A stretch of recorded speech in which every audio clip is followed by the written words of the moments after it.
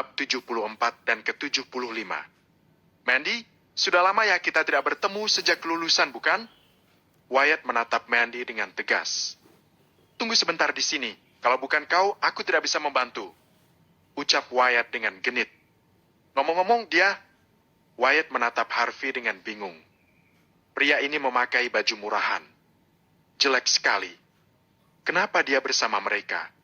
Apa dia pelayan? Cecilia tertawa pelan. Sepertinya Tuan Johnson terlalu lama tinggal di luar negeri. Kau tidak mengetahui tentang apa yang terjadi di kehidupan pertemanan kita. Ini adalah suami Mandy. Dia sudah menikah dengan Mandy selama 3 tahun, tapi levelnya jauh di bawah Mandy.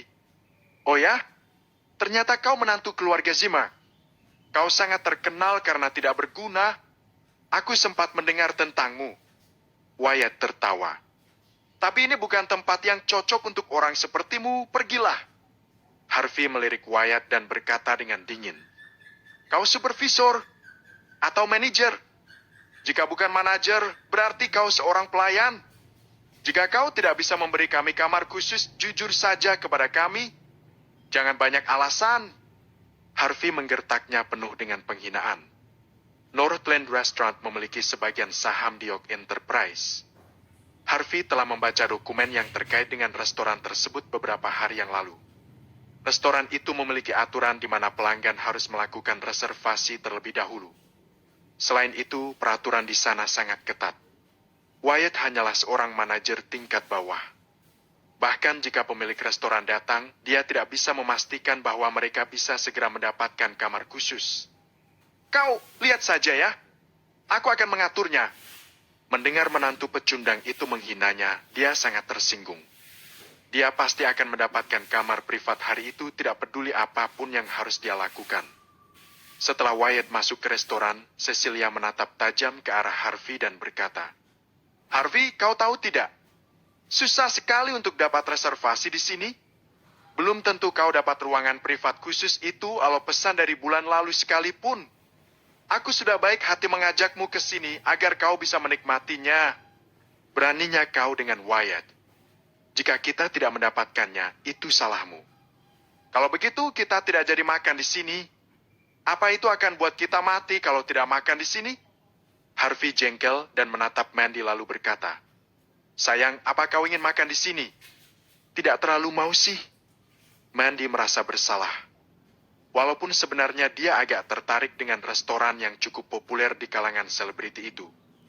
Tetapi ada banyak hal yang terjadi pada Zimmer akhir-akhir ini sehingga dia tidak punya waktu untuk melakukan reservasi di restoran.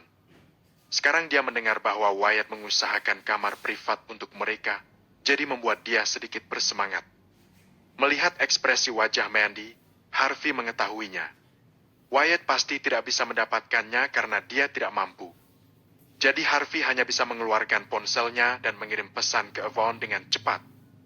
Yang lain mungkin tidak bisa mendapatkan kamar privat di Northland secara langsung, tetapi York Enterprise selalu punya kamar privat eksklusif di sana.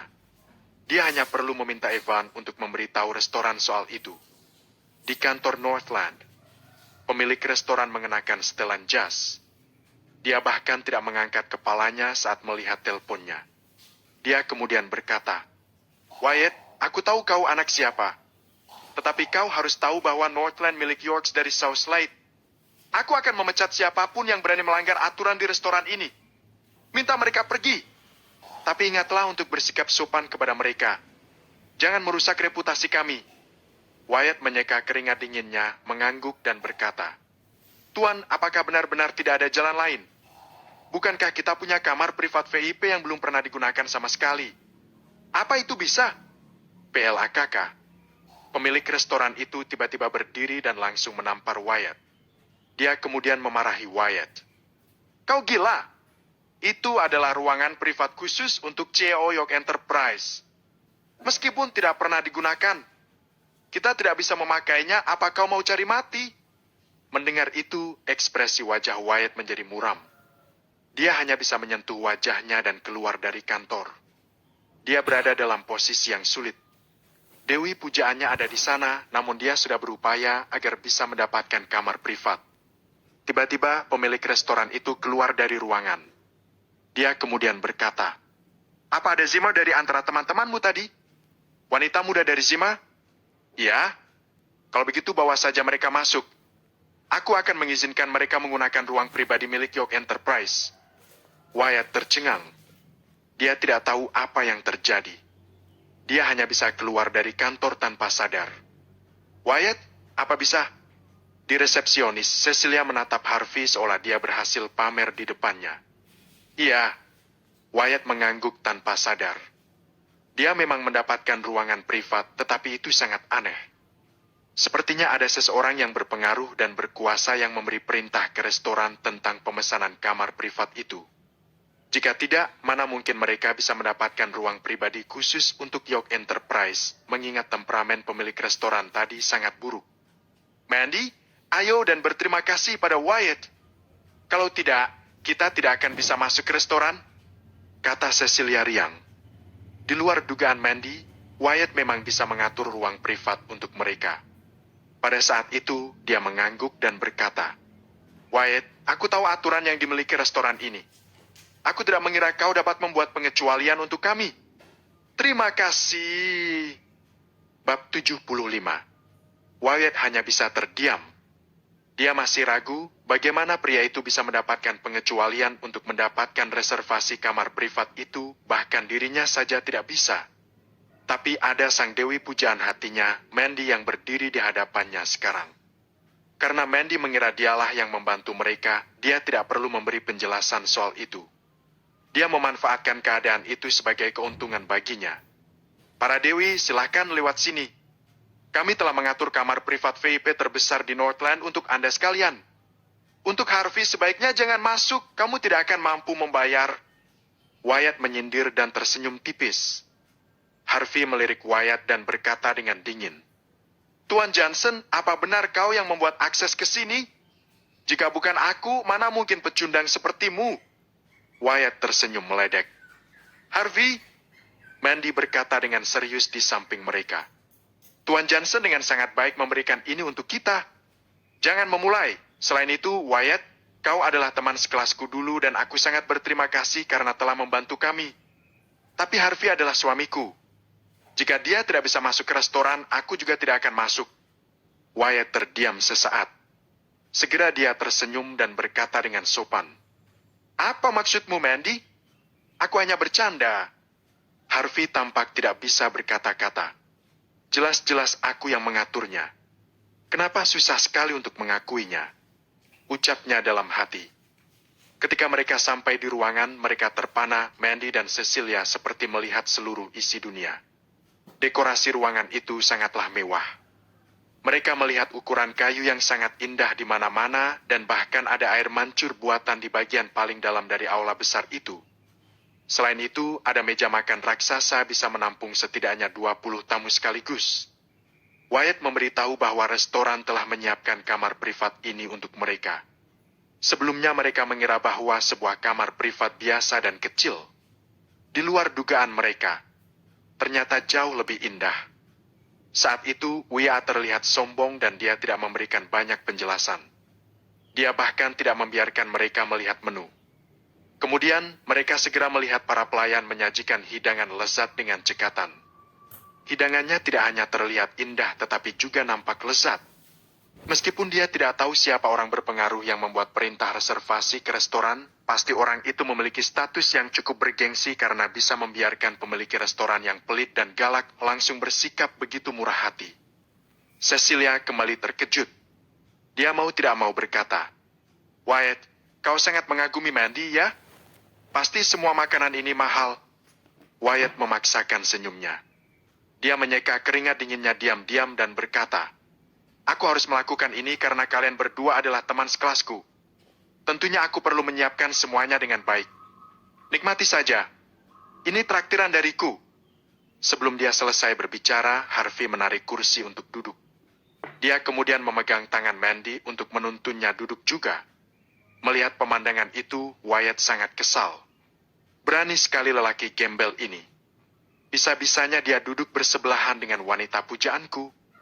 Pada saat itu, ponsel Wyatt tiba-tiba berdering. Dia melirik ponselnya dan berkata dengan cepat, Mandy, nikmati saja makan bersamanya. Jika kau butuh sesuatu, panggil aku. Aku masih perlu melayani beberapa tamu VIP lainnya. Mata Cecilia berbinar. Dia kemudian berkata, Wyatt, aku yakin para VIP itu kaya dan elit. Jika kau ada kenalan pria lajang yang kaya dan tampan, perkenalkan padaku. Tidak masalah. Wyatt tersenyum tipis dan meninggalkan ruangan. Setelah menutup pintu di belakangnya, Cecilia menatap tajam ke arah Harvey. Dia kemudian berseru dengan suara lembut. Harvey, lihatlah Wyatt. Dia bisa menyiapkan semuanya di sini secara spesial untuk kita. Kau masih saja mempersulitnya, tidak tahu terima kasih. Harvey muak. Dia tahu jika dia mengklaim bahwa dialah yang melakukannya, Cecilia tidak akan mempercayainya. Bahkan mungkin bisa saja mempengaruhi suasana hati Mandy yang sedang menikmati makanan mewah itu dengan bahagia. Pada saat yang sama, ada seorang pemuda di depan pintu Northland. Dia berpakaian modis, tetapi dia tampak seperti pria brutal dan sembrono lalu berjalan memasuki restoran. Wyatt segera menghampirinya. Dia kemudian tersenyum dan berkata, Ternyata ini Tuan Louis. Tuan Louis, kami telah menyiapkan ruang pribadi untuk Anda. Silakan lewat sini. Tuan Louis tidak ingin banyak bicara dengan Wyatt. Baginya, Wyatt hanyalah seorang pelayan di sana dan Wyatt tidak punya hak untuk berbicara dengannya. Sebelum memasuki kamar privat, ekspresi wajahnya berubah drastis. Dia langsung menampar Wyatt dan memarahinya. Kau bodoh! Aku ingin kamar privat yang terbaik. Mana mungkin aku pakai ruang sekecil itu? Menyedihkan. Kalau begitu tolong tunggu sebentar. Saya akan coba cek dahulu apa ada ruangan yang bisa Anda pakai. Meskipun Wyatt marah, dia hanya bisa rendah hati dan bersabar. Dia tidak bisa menahannya. Tuan Louis bukanlah orang biasa. Dia tidak bisa mengecewakan Tuan satu ini. Tuan Louis berkata dengan dingin. Bagaimana bisa? Kau tidak punya kamar privat VIP di sini? Aku mau itu. Cepat sediakan. Tuan Louis, ada orang di dalam ruangan tersebut. Mohon tunggu sebentar. Bab 76 dan ke-77. Selama Wyatt masih berusaha meyakinkan Tuan Louis sudah berjalan masuk ke ruang VIP seketika dan mendorong pintu masuk. Tidak perlu waktu yang lama baginya untuk melihat ke arah Mandy. Dia menjadi sangat bersemangat mengibaskan rambutnya, bersikap dengan cara merendahkan dan percaya diri, lalu melihat ke arah anak buahnya yang berdiri di belakangnya. Anak buahnya langsung tahu apa yang harus dilakukan. Dia mengetuk pintu dengan sopan dan berjalan menuju Mandy. Permisi, Nona. Anak buahnya memberi salam setelah berdeham. Apa yang kau inginkan? Mandy menjawab sambil berusaha memahami keadaan di mana dia bingung mengapa orang-orang asing ini tiba-tiba menerobos masuk. Anak buah tersebut menelan ludahnya saat melihat wajah cantik Mandy sambil membayangkan wanita di depannya ini akan menemaninya setelah bosnya selesai bermain dengan dia. Selama dia membayangkan pikiran kotornya itu, sorot matanya mulai menjadi semakin cabul, tetapi dia berhasil kembali mengingat posisi dan tugasnya. Sebenarnya kami telah memesan ruang VIP ini dengan nama Tuan Louis. Atasan kami, namun karena kelihatannya Anda menikmati tempat ini, kami mengizinkan Anda dan teman-teman Anda untuk tetap berada di sini. Dengan syarat Anda akan menerima tawaran Tuan Louis untuk menemaninya. Anak buahnya menjelaskan sambil memiringkan tubuhnya agar Mandy dapat melihat wajah Tuan Louis. Kau telah memesan ruangan ini. Mandy tercengang sesaat. Dia melihat ke arah yang ditunjukkan sebelumnya oleh anak buah itu dan kemudian memandang Tuan Louis. Seorang lelaki berusia 20-an yang cukup menarik mengenakan setelan kemeja rapi dan mengangguk padanya. Lelaki itu terlihat baik meskipun dia tidak memiliki aura yang kuat, namun setelan yang dikenakannya jelas dapat menutupi beberapa bagian yang memperlihatkan bahwa sebenarnya dia adalah seorang anak muda. Pada saat itu, Tuan Louis bermain dengan kunci mobil BMW-nya seperti sebuah spinner sambil memandang Mandy dengan ekspresi sombong di wajahnya. Dari pengalamannya, tidak banyak wanita yang menolak tawarannya jika mereka sudah melihat kunci mobilnya. Sayangnya Mandy tidak terlalu terpukau dengan kunci mobil itu karena dia membawa Porsche-nya sendiri. Walaupun keluarga Zimmer dianggap sebagai keluarga kelas 2, mereka tidak terlalu membutuhkan mobil-mobil mewah seperti BMW, Mercedes, dan Audi di mana mereka setidaknya bisa memiliki 10 dari mobil-mobil itu di rumah mereka. Karena Mandy merupakan wanita terpelajar, dia menolak tawaran itu dan berjanji mereka akan segera menyelesaikan hidangan mereka. Saya minta maaf karena sudah menempati ruanganmu, kami akan menyelesaikan hidangan kami secepatnya. Dan untuk tawaran minum dengan Tuan Louis, saya berterima kasih untuk itu karena saya sudah punya suami. Oh, bawahan itu tertawa kecil sambil mengabaikan Harvey yang berada di sebelah Mandy. Nona, Tuan Louis kami di sini jarang memperlakukan wanita seperti itu. Jadi saya harap Anda akan lebih paham situasi ini dan menerima tawarannya. Seperti yang Anda ketahui, seorang yang kaya, tampan, dan muda seperti Tuan Louis ini adalah impian banyak wanita. Untuk pertama kalinya dia bersikap lebih aktif hari ini, mengajak seseorang untuk minum, Anda harus bangga akan diri Anda. Saya tidak mengerti kenapa Anda bisa menolak tawarannya. Anak buahnya berusaha meyakinkan Mandy dengan mengucapkan kata-kata itu, seolah-olah Mandy bersalah karena menolak tawaran tersebut.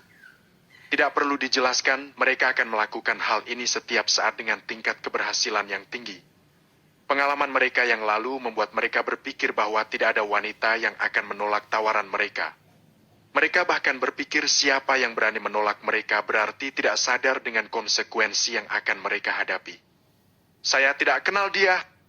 Mandy menjawab dengan raut wajah yang dingin. Tolong berhenti mengganggu kami. Melihat wajah Mandy yang keberatan, anak buah Tuan Louis tersebut memandang dengan marah dan berkata, Nona, ini untuk kebaikan Anda. Seseorang yang sukses seperti Tuan Louis sudah memberikan Anda kesempatan dan sebaiknya Anda menghargainya dan bangga akan hal ini. Bawahan tersebut berpikir Mandy hanya berlagak polos seperti banyak wanita dahulu yang juga bersikap seperti Mandy. Kebanyakan wanita pada akhirnya akan mengikuti perintah mereka setelah memikirkan keuntungannya. Bawahan tersebut yakin bahwa tidak ada wanita yang dapat menahan godaan yang mereka berikan. Tuan Louis sudah pasti pilihan yang lebih baik daripada suamimu ini. Lihat saja suamimu, pakaian yang dia pakai pun bahkan tidak berharga $10. Dia dari tadi duduk diam di sampingmu tanpa berbuat apapun. Jika saya jadi wanita, saya pasti akan menghargai seorang pria seperti Tuan Louis karena saya akan menyesal seumur hidup jika saya menyia-nyiakan kesempatan untuk mengubah hidup menjadi lebih baik. Kata anak buah tersebut dengan maksud mempermalukan Harvey. Enyahlah. Mandy berkata dengan nada dingin. Nona, cukup. Tidak usah berlagak lebih jauh, tidak baik bagimu. Kata bawahan itu. Saya bilanginnya atau saya telepon polisi. Mandy membalas sambil menghubungi nomor polisi melalui ponselnya. Hah, menarik. Tuan Louis berseru dengan girang saat berjalan ke arah Mandy sambil memainkan kunci mobil di tangannya. Bab 77. Meskipun auranya yang kejam tidak cocok dengan penampilannya, semua orang bisa merasakan kepercayaan dirinya yang tinggi dan arogansi dari ekspresinya. Pada saat itu, sudah ada banyak orang yang melihat interaksi di antara mereka. Beberapa dari mereka mendekat dan mengenali Tuan Louis. Oh, lihat itu Tuan Zain Louis mendekati wanita seperti biasa. Sungguh mempesona. Kalian mungkin tidak sadar, tapi mall ini biasanya tempat Tuan Louis memburu wanita-wanita cantik, yang mana dia yakin bahwa tidak ada wanita yang bisa menolak godaan uangnya. Influencer sebelumnya juga dilihat sulit untuk membuatnya terkesan, tapi akhirnya dia masih bisa ditaklukkan oleh Tuan Louis, bahkan dia menghabiskan jutaan dolar untuknya. Aku dengar dia bahkan memanggil Tuan Louis dengan sebutan Papa dan akhirnya ikut Tuan Louis pulang untuk belajar di rumah. Pasti sangat beruntung menjadi anak buah Tuan Louis yang akan meninggalkan hasil kerjanya yang sudah selesai untuknya kepada anak buahnya. Aku sangat cemburu. Sepertinya kita akan menikmati pertunjukan yang besar hari ini. Wanita itu menawan sekali, aku jadi ingin memilikinya juga. Hentikan pikiranmu, Tuan. Louis akan menamparmu nanti. Bukan hal yang sulit untuk melihat bahwa ternyata banyak orang dari restoran ini sudah mendengar tentang Tuan Louis dan mereka mulai bergosip, walaupun itu bukan urusan mereka. Ekspresi anak buahnya berubah menjadi semakin masam saat dia melihat bosnya mendekati Mandy. Dia yakin detik ini juga Tuan Louis bisa menaklukkan Mandy. Di sisi lain, wajah Wyatt tampak licik berharap Harvey akan dipermalukan oleh Tuan Louis dan akhirnya dia bisa keluar dan menolong Mandy. Mandy mulai cemberut, tepatnya bukan karena Tuan Louis, tapi dia sedikit kecewa dengan Harvey. Harus dipikirkan bahwa Mandy nyaris saja mengubah pandangannya terhadap menantu laki-laki yang menumpang ini. Mandy kecewa dengan Harvey karena dia terus diam dan makan sementara Mandy sedang dilecehkan lelaki lain. Pemikiran untuk bercerai pun kembali menjadi pertimbangan dalam pikiran Mandy. Hei cantik, nama saya Zain. Zain Louis. Tuan Louis memperkenalkan diri saat dia berjalan ke arah Mandy. Maukah kau minum denganku dan mungkin saling berkenalan? Tanya Tuan Louis sambil tersenyum. Walaupun dia sama sekali tidak memiliki sopan santun, dia pasti sangat percaya diri saat dia mencoba memegang tangan Mandy dengan lembut seakan-akan hal itu sudah terbiasa dilakukannya.